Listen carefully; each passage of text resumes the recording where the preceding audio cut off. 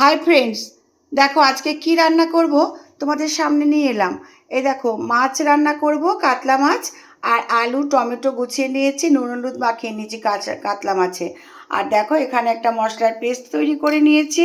এখানে আছে আদা বাটা, ধনে জিরের গুঁড়ো, কাশ্মীরি মির্চ, লঙ্কার গুঁড়ো, আর দিয়েছি হলুদ দিয়ে আমি মশলার পেস্টটা দেখো তৈরি করে নিয়েছি।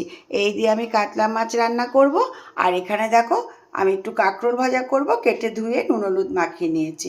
চলো তোমাদের সঙ্গে নিয়ে আমি রান্নাটা শুরু করে দিই। হাই ফ্রেন্ডস, দেখো রান্না করতে চলে এলাম। এই দেখো আমি এদিকটায় দেখো কাঁকরোল ভাজাটা বসিয়ে দিয়েছি বন্ধুরা। আর দেখো এখানে আমি কাতলা মাছ রান্না করব।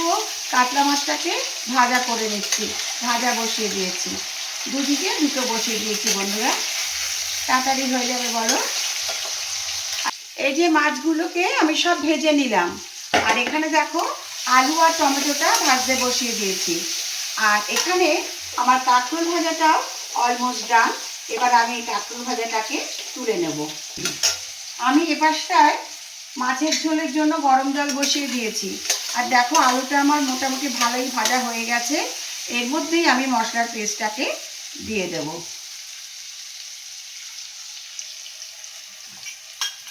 এবারে আমি এটাকে ভালো করে কষাবো।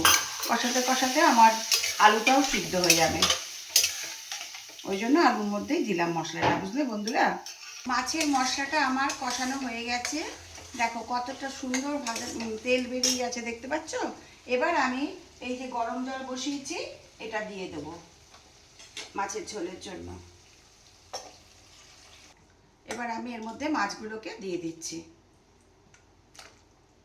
মাছের ঝোল আমার অলমোস্ট ডান। এবারে আমি এর মধ্যে একটু ঘি দিয়ে দিচ্ছি, অল্প করেই দিচ্ছি দেখো, ব্যাস। কাতলা মাছের কালিয়া একদম নিরামিষ করে রান্না করেছি, পেঁয়াজ রসুন তো দিইনি, তোমরা দেখলে। খুব টেস্টি হয় বন্ধু এই রান্নাটা। তোমরা যদি না করো এরমভাবে একবার করে দেখো, খুব ভালো লাগবে খেতে। যেহেতু আলু দিয়েছি তো একটু ঝোলটা টেনে যাবে। কেমন হয়েছে তোমরা কিন্তু অবশ্যই জানাবে।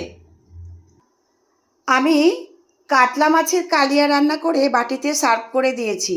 আর এখানে দেখো কাঁকরোল ভাজা করেও আমি বাটিতে সার্ভ করে দিয়েছি।